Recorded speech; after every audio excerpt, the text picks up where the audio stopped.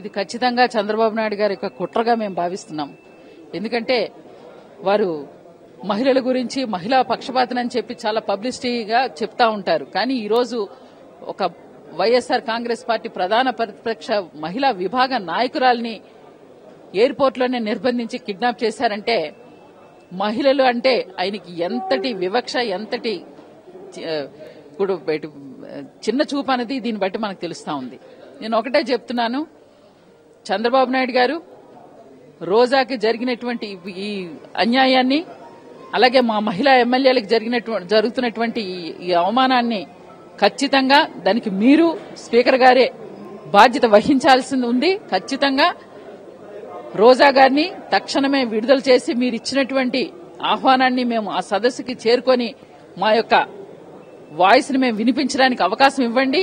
లేని పక్షంలో రాష్ట్రమంతా కూడా మహిళలంతా ఏకం చేసి వైఎస్ఆర్ కాంగ్రెస్ పార్టీ మహిళల పక్షాన్ని నిలబడుతూ మహిళలకు జరిగేటటువంటి అన్యాయాలను, వారికి జరుగుతున్నటువంటి అక్రమాలను బయటపెట్టి ఈరోజు వైఎస్ఆర్ నడిబొడ్డు విజయవాడ అమరావతిలో మీరు చేస్తున్నటువంటి జాతీయ పార్లమెంటు సదస్సుకు మీరు ఎంతో ప్రతిష్టాత్మకంగా చేసుకున్నారు. కానీ ఈ రోజు ఆ ప్రతిష్టాత్మకంగా చేస్తున్నటువంటి సదస్సుని కించపరిచేలాగా, మహిళల్ని కించపరిచేలాగా మీరు చేస్తున్నటువంటి తీరుని మీరు ఖచ్చితంగా వెనక్కి తగ్గకపోతే కనుక వైఎస్ఆర్ కాంగ్రెస్ పార్టీ తరఫున మేము మహిళలందరూ, అంతేకాకుండా మా వెంట మా నాయకుడు జగన్మోహన్ రెడ్డి గారు కూడా దీన్ని ఉద్యమంగా మేము ముందుకు తీసుకెళ్తామని చెప్పి ఈ సందర్భంగా తెలియజేస్తున్నాం. ఈ రోజు కొత్త రాష్ట్ర రాజధాని అయిన అమరావతిలో ఈ జాతీయ మహిళా పార్లమెంట్ సదస్సును ఏర్పాటు చేసి దేశం నలుమూలల నుంచి వివిధ రంగాల్లో పేరు ప్రఖ్యాతులు సాధించిన వారిని ఇక్కడికి ఆహ్వానించడం జరిగింది. మేము కూడా వైఎస్ఆర్ కాంగ్రెస్ పార్టీ తరఫు నుంచి మాకు ఆహ్వానం అందిన మేరకే మేము ఇక్కడికి రావడం జరిగింది.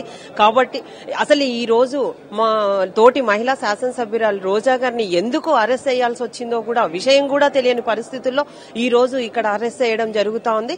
ఎక్కడికి తీసుకెళ్తున్నారు, ఎందుకు అరెస్ట్ చేయాల్సి వచ్చిందో కూడా మాకు తెలియజేయాల్సిన అవసరం ఉంది. మహిళలకి సాధికారత కోసం ఇంత పెద్ద ఎత్తున 3 రోజుల ప్రోగ్రాం పెట్టి మహిళలకి ఇదేనా మీరు కల్పించే రక్షణ, మీరు కల్పించే వాక్ స్వాతంత్రం అని కూడా నేను ప్రశ్నిస్తా ఉన్నా. కాబట్టి ఎందుకు ఈ రోజు రోజా గారిని అరెస్ట్ చేయాల్సి వచ్చింది, ఎందుకు ఈ అడ్డుకుంటున్నారు, ఏ పరిస్థితిలో? కాబట్టి కనీసం మేము ఆహ్వానం అందిన మేరకే మేము ఇక్కడికి వచ్చాము. ఇక్కడ మేము